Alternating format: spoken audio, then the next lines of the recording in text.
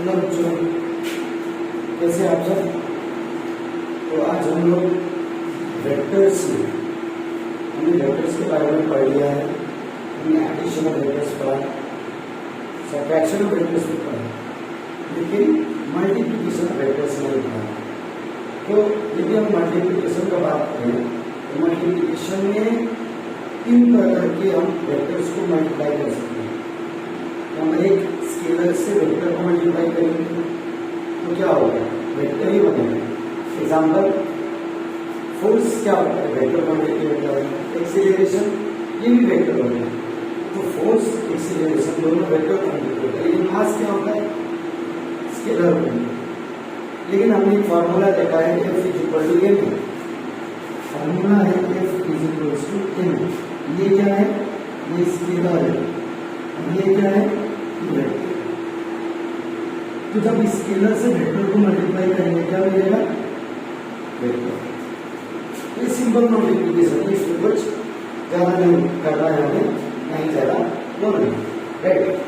लेकिन जो सबसे इम्पोर्टेंट जो वेक्टर का मल्टीप्लिकेशन होता है वो होता है वेक्टर को यदि हम वेक्टर से मल्टीप्लाई करें, ऐसा भी केस हो सकता है कि हमें स्केलर मिले। यदि ऐसा मिला इसको हम बोलेंगे scalar product, also called dot product.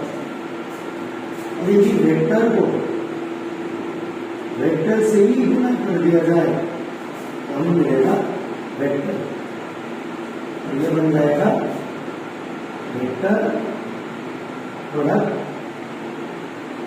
या फिर क्रॉस प्रोडक्ट।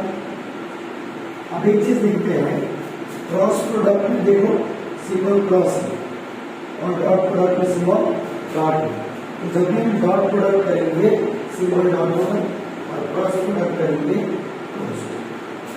अच्छा, अब सिंस हम वेक्टर के बारे में तो पढ़ ही रहे हैं, हमें एक और चीज पे ध्यान देना है, और वो क्या है, वो है यूनिट वेक्टर। यूनिट वेक्टर का यूनिट वेक्टर वो है जिसका मैग्नीट्यूड 1 हो, लेकिन इसके पास डायरेक्शन स्पेसिफाइड है। यूजुअली 3 डायमेंशनल केस में यदि मैं इसको x, y और z मान लूं तो ये वाला एक्सिस में यूनिट वेक्टर जो असाइंड है उसको हम i से रिप्रेजेंट करते हैं, और यूनिट वेक्टर में क्या लगाते हैं, this is unit vector along x axis. Similarly इस साइड जो वेक्टर होगा वो g होगा, और इस साइड का वेक्टर वो t होगा। ये जो i है इसका मैग्नीट्यूड क्या होगा, 1, which is equal to j, which is equal to k.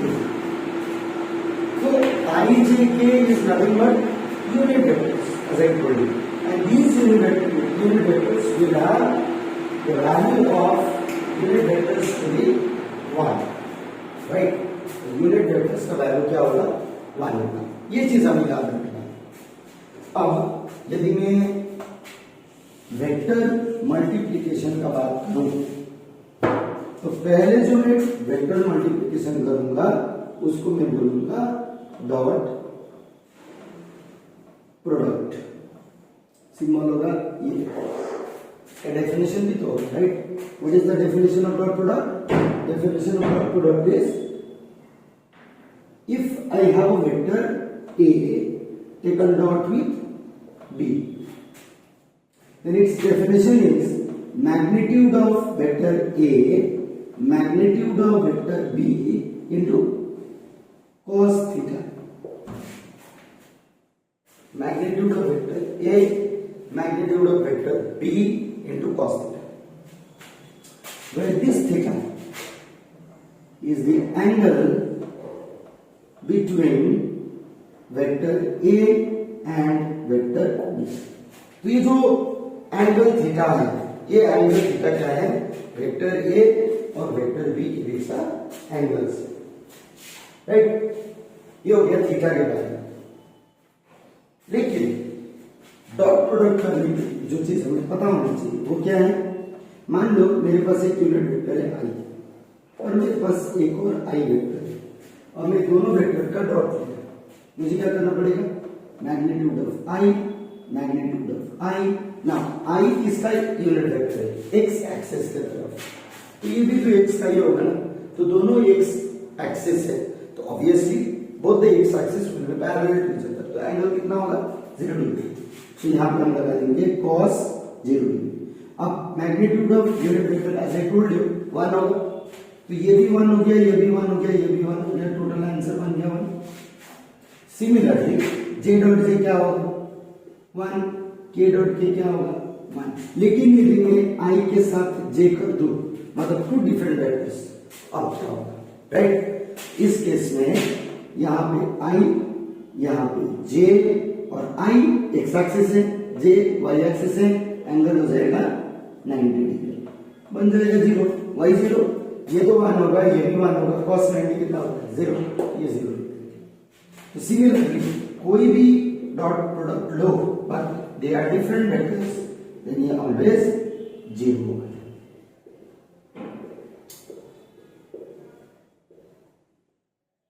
ये 0, ठीक, क्लियर। कोई समझ में नहीं आएगा कमेंट करके मेरे से पूछो, राइट, ये क्लियर। तो ये मैंने बेटा, अब मान लो कि बॉडी एक 3 डायमेंशनल प्लेन पे, ये एक्स हो गया, ये वाई हो गया, ये जेड हो गया, ये ओरिजिन, ये जेड एक्सिस तो परपेंडिकुलर होगा, ऐसे होगा, right, but we draw it like this. अब क्वेश्चन है, मान लो बॉडी का ये लोकेशन, ये हवा में लोकेशन है, क्योंकि 3D है ना, जब 3D है तो बॉडी एक्स वाई और जेड तीनों कवर करेगा यहाँ पे, लेकिन यहाँ पे तुम्हें ड्रॉ नहीं कर सकता। ये बॉडी का पोजीशन को क्या बोलेंगे, पोजीशन को बोलेंगे एक्स कमा वाई कमा जेड। तो बॉडी कैसे क्या होगा, तो बॉडी पहले एक्स क्या होगा, फिर वाई क्या होगा, फिर जेड क्या होगा, तो ये हुआ जेड का पोजीशन, ये होगा ओरिजिन का पोजीशन। सो यहां से लेके यहां तक का जो डिस्टेंस होगा इसी को बोलते हैं पोजीशन वेक्टर। और इस पोजीशन वेक्टर को, पोजीशन वेक्टर जो बना, इस पोजीशन वेक्टर को आर वेक्टर लिखते हुए x i cap y j cap z k cap, clear. अच्छा, अब क्वेश्चन ये है कि इस वेक्टर का मैग्नीट्यूड कैसे निकालें। फिर ये देखो मैग्नीट्यूड निकालने का फॉर्मूला, मैग्नीट्यूड क्या करेंगे, रूट ले लेंगे और ये सारे कोएफिशिएंट्स का स्क्वायर कर देंगे, x square y square z. This is the magnitude of the vector. मान लो इसका मुझे डायरेक्शन चाहिए, तो कैसे निकालेंगे, इसी का यूनिट वेक्टर निकालो। कैसे, यूनिट वेक्टर आई क्या है एलोंग एक्स, जे क्या है एलोंग वाई, जेड क्या है एलोंग के। लेकिन ऐसा भी तो हो सकता है कि एक्स वाई जेड किसी भी एक्सिस में या प्लेन में एक वेक्टर डायरेक्टेड है, तो उसका डायरेक्शन कैसे निकालेंगे, तो उसका डायरेक्शन निकालेंगे with the help of unit vector. कैसे निकालेंगे यूनिट वेक्टर, यूनिट वेक्टर मान लो इसका निकालना है, तो मैं क्या करूंगा, आर क्या, this the symbol of unit vector, इसका फार्मूला हो जाएगा आर वेक्टर बाय मैग्नीट्यूड। क्या बना, आर वेक्टर है x i cap y j cap z k cap over x square y square z. ये बन गया यूनिट वेक्टर का कैलकुलेशन, राइट। अब हम लोग निकालेंगे कैसे डॉट प्रोडक्ट। मान लो मुझे दो वेक्टर्स दिया हुआ है, ये पोजीशन वेक्टर हो सकता है, डिस्प्लेसमेंट वेक्टर हो सकता है, फोर्स वेक्टर हो सकता है, कुछ भी हो सकता है, और ये 3 डायमेंशनल है। तो मान लो मुझे एक वेक्टर मिला, वेक्टर ए, और इसका x वैल्यू है 2। अब x कैसे रिप्रेजेंट करेंगे, आई कैप करके, फिर प्लस 3 जे कैप प्लस 6 के कैप। मतलब a का जो पोजीशन है, a का जो वैल्यू है, उसमें x कंपोनेंट का वैल्यू 2 है, y कंपोनेंट 3 है, z कंपोनेंट 6 है, राइट। हम क्या करेंगे, एक और वेक्टर ले लेंगे, b वेक्टर। ये हो गया let's say -2i 17J 2K, और हमें बोला find out the dot product, तो मैंने डॉट प्रोडक्ट कर दिया। कैसे? A डॉट B क्या करेंगे? वेक्टर A लिख देंगे, इसके साथ डॉट लेंगे, किसका? दूसरे वाले वेक्टर का। अब देखो हमने पहले ही पढ़ लिया था कि I डॉट I 1 होता है, लेकिन I डॉट J 0 हो जाता है। सो I से J को और I से K को मल्टीप्लाई करना तो यूजलेस है, 0 मिलेगा। J से I और K को मल्टीप्लाई करना यूजलेस है, सिमिलरली K से ये दोनों को मल्टीप्लाई करना यूजलेस है। तो हम क्या करेंगे? I से I, J से J, K से K, तो क्या हो जाएगा? 2 2 जा -4 I dot I 1, no need of writing, 3 17 कितना हो जाएगा?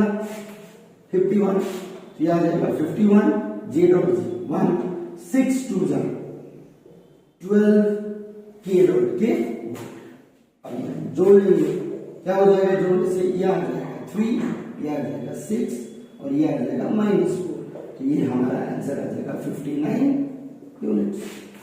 Very simple. अब मान लो हमें बोला फाइंड द एंगल, हमें ये दो वेक्टर्स दिया है और बोला है find angle between A and B. तो देखो डॉट तो निकालना ही पड़ेगा, फिर हम क्या करेंगे? मैग्नीट्यूड ऑफ ए निकालेंगे। कैसे? रूट अंडर क्या बताया था मैंने? x square plus y square plus z square. x का वैल्यू है 2, 3 and this will be equal to 4, 9, 36 will be equal to 49 which is 7, right? b यदि करेंगे तो b का वैल्यू हो जाएगा -2 whole square, 17 whole square, 2 whole square which is equals to 4 plus 2 89 plus 4 right? 4, yes. So this will be equal to 8 जोड़ना पड़ेगा ना हमको, 89 8 जोड़ना हो जाएगा हमारा 97 297, ये हो गया क्लियर। अब देखते हैं क्या कर रहे हैं। अब हमारा डेफिनेशन क्या था? A डॉट B था ना, हम ऐसे सिंपली ए बी भी लिख सकते हैं, ठीक? सो cos थीटा निकालेंगे यहां से A dot B by A B. A dot B का value already found out 59, A का वैल्यू मिल गया 7 और B का वैल्यू मिला 297। हमें एंगल बोला है तो थीटा हो जाएगा cos इनवर्स 59 7 रूट 297, ये हो जाएगा। This is how we calculate dot product as well as we find out the angle between dot and cross. अब हम लोग देखेंगे कि क्रॉस प्रोडक्ट कैसे निकालें। डॉट तो हो गया, अब एक बार क्रॉस प्रोडक्ट निकालने देखते हैं। तो क्रॉस प्रोडक्ट निकालने से आगे पहले हम क्रॉस प्रोडक्ट को डिफाइन करें। तो मान लो मेरे पास वेक्टर है A cross B, how do we define this? So this can be defined as magnitude of vector A magnitude of vector B into sin theta multiplied by n cap. What is n cap? N cap is a unit vector perpendicular to plane of A and B. मतलब जिस plane में A and B दोनों present है उसके perpendicular में n cap होगा। Example, ये board एक प्लेन है, राइट? तो मान लो ये है वेक्टर A, ये है वेक्टर B, तो इसका A क्रॉस B कहां पे डायरेक्शन होगा? इसका डायरेक्शन क्या हो जाएगा?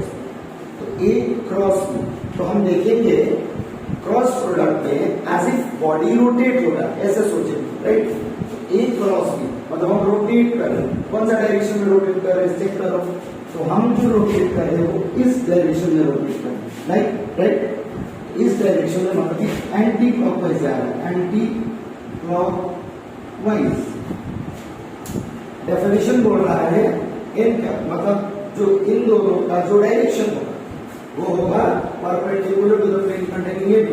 तो ये जो बोर्ड है ये एक प्लेन, यदि ये प्लेन है तो इसका डायरेक्शन किधर जा सकता है, या तो बोर्ड के बाहर हो सकता है या बोर्ड के अंदर। अब कंफ्यूजन क्या है, बोर्ड के बाहर है कि बोर्ड के अंदर, राइट। सो बोर्ड के बाहर या बोर्ड के अंदर देखने के लिए हम क्या करेंगे, हम एक रूल यूज करेंगे जिसको हम बोलते हैं राइट हैंड थंब रूल। अब राइट हैंड थंब रूल बड़ा इजी रूल है। ये क्या बोलता है, यदि मैं अपने इस फिंगर को देखूं तो ये फिंगर देखो घुमा हुआ रोटेशन में है और ये फिंगर सीधा है, राइट। एंड ये यदि प्लेन है तो ये इसके परपेंडिकुलर। अब देखो ये जो है एंटी क्लॉकवाइज में घूम रहा है, यदि एंटी क्लॉकवाइज में घुमा है तो ये अवे फ्रॉम द प्लेन होगा। बोलने का मतलब यदि मैं इस पर्टिकुलर रूल को अप्लाई करूं, ए क्रॉस बी को ऐसे लेना है, राइट। ए क्रॉस बी, देखो ए क्रॉस बी ऐसे घूम रहे हैं, ए क्रॉस बी, तो डायरेक्शन किधर जाए, बाहर की तरफ। हम बोलेंगे आउटवर्ड्स। परपेंडिकुलर तो परपेंडिकुलर ही होगा लेकिन आउटवर्ड्स होगा। दूसरा केस, मान लो हमें बी क्रॉस ए करना था, क्या करना था, बी क्रॉस ए, तो हम क्या करते, बी से ए जाते, ऐसे रोटेशन होगा which is invisible, that is clockwise. एक चीज याद रखेंगे, एंटी क्लॉकवाइज इसमें आउट आ रहा है तो पॉजिटिव ले सकते हैं, और क्लॉकवाइज में इनटू जा रहा है उसको नेगेटिव ले सकते हैं। एक बार देखते हैं आई जे में क्या होगा, एक बार देखते हैं, राइट। देखते हैं, ये है आई, ये है जे और ये है के, और के कहां पे है, के यहां, करेक्ट। तो मैंने क्या किया, पहले तो आई क्रॉस आई निकाला, आई का मैग्नीट्यूड, फिर आई का मैग्नीट्यूड साइन 0 डिग्री होगा, इंटू एल किया, आई का वैल्यू 1, आई का वैल्यू 1, साइन 0 0, पूरा 0 हो गया। नल वेक्टर मिल गया मुझे, null vector is that vector whose magnitude is 0, तो मुझे नल वेक्टर आई क्रॉस आई में 1 मिलेगा, तो ऑब्वियसली जे क्रॉस जे में भी नल मिलेगा, ये क्रॉस जे में भी नल मिलेगा। तो इसमें हम क्या करेंगे, आई क्रॉस जे करके ट्राई करेंगे, ये आया आई जे साइन ऑफ 90 डिग्री होगा ऑब्वियसली, इंटू एन का, आई का वैल्यू 1, जे का वैल्यू 1, साइन 1 एन का आंसर मिला है क्या, एन का पे नहीं छोड़ सकते, हमें आई जे के टर्म्स में ही लिखना है। तो हम क्या करेंगे, आई क्रॉस जे इस डायग्राम से देखेंगे, आई क्रॉस जे, तो हम घूम रहे हैं आई से जे की तरफ, सोचो एंटी ए की क्लॉक है, obviously this is anti clock. यदि एंटी क्लॉक है तो मेरा डायरेक्शन अवे होगा, मतलब पॉजिटिव में लिखेंगे तो ये बन जाएगा के इन पॉजिटिव। यदि इसी को हम जे क्रॉस आई करें तो हमें मिल जाएगा -a, क्यों, जे क्रॉस आई नेगेटिव हो जाएगा, क्लियर। सिमिलरली यदि मैं आई क्रॉस के करूं तो क्या होगा, आई क्रॉस क्लॉकवाइज होगा तो जे जाएगा नेगेटिव, और सिमिलरली के क्रॉस आई किया जाए तो प्लस जे हो जाएगा, ठीक है, समझ आ रहा है। नेक्स्ट क्या बचा, आई जे हो गया, आई के हो गया, जे क्रॉस के क्या होगा, जे क्रॉस के एंटी क्लॉकवाइज प्लस आई होगा, तो के क्रॉस जे क्या होगा, माइनस। फिर समझ में आया, वेरी सिंपल, ऐसे भी कर सकते, आई ये जे, आई टू जे ये आ रहा है, एंटी और पॉजिटिव, आई टू जे के, जे टू के, आई पॉजिटिव में, के टू आई, और इसी को उल्टा कर दिया जाता है, स्ट्रॉन्ग कर दिया जाए तो सारा आंसर नेगेटिव में आता है, राइट। या I think this is clear to all of you. Now next देखते हैं। अब मुझे दो वेक्टर दिया गया, ए एंड 2i क्या, 3j क्या, 4k क्या, बी दिया गया आई क्या, जे क्या, 2k क्या। अब मुझे बोला गया ए क्रॉस बी फाइंड आउट करो। ए क्रॉस बी के लिए मेरे पास दो मेथड है, मेथड 1 हम क्या करेंगे, ए क्रॉस बी सिंपल करेंगे, 2i क्या, 3j क्या, 4k क्या, क्रॉस i j के देखेंगे आई टू आई जे टू जे के टू के 0 हो जाएगा, नो नीड टू मल्टीप्लाई। हम क्या करेंगे आई से जे को आई से के को मल्टीप्लाई करेंगे और यहाँ पे हम लिख लेंगे आई जे के, राइट। अब देखते हैं 2 अंदर 2 आई क्रॉस के एंटी क्लॉकवाइज हो रहा है तो के मिलेगा, फिर आई 2 2 जा 4 आई क्रॉस के देखो क्लॉकवाइज हो रहा है माइनस 0, इसको माइनस कर देंगे जे बना देंगे। अब फिर 3 1 जा 3 जे क्रॉस आई क्लॉकवाइज हो रहा है माइनस के हो जाएगा, प्लस जे क्रॉस से 0 हो जाएगा 3 2 जा 6 जे क्रॉस के एंटी क्लॉकवाइज आई मिला, प्लस लास्ट वन 4 1 जा 4, राइट। के क्रॉस आई एंटी क्लॉकवाइज जे मिला, फिर 4 1 जा 4 के क्रॉस जे क्लॉकवाइज जा रहा है, ये माइनस हो जाएगा, के क्रॉस जे आई हो जाएगा। अब हम क्या करेंगे आई से आई को ऐड करेंगे, जे से जे को, के से बी, दैट मींस 6i 4 ये आ जाएगा 2i का 4j 0j 2k 3k minus k. This is our answer for a cross b. तो हमने दो वेक्टर को मल्टीप्लाई किया, फिर वेक्टर मिला, इसीलिए इसको हम वेक्टर प्रोडक्ट बोलते हैं। और इतना करने के बाद एक और चीज हमें समझ में आया कि ए क्रॉस बी जो है वो कभी भी बी क्रॉस ए नहीं हो सकता। क्यों नहीं हो सकता है? डायरेक्शन ऑपोजिट हो जाएगा। क्लियर?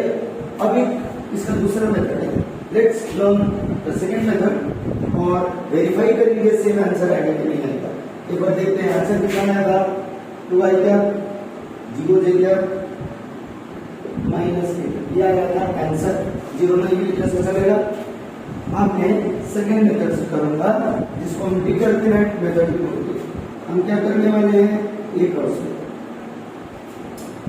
ये ले लिया, ये हो गया आई क्या जे क्या ठीक है, कितना लिख सकते हैं, तो लंबा लाइन बनाएंगे, दैट्स द डिटरमिनेंट।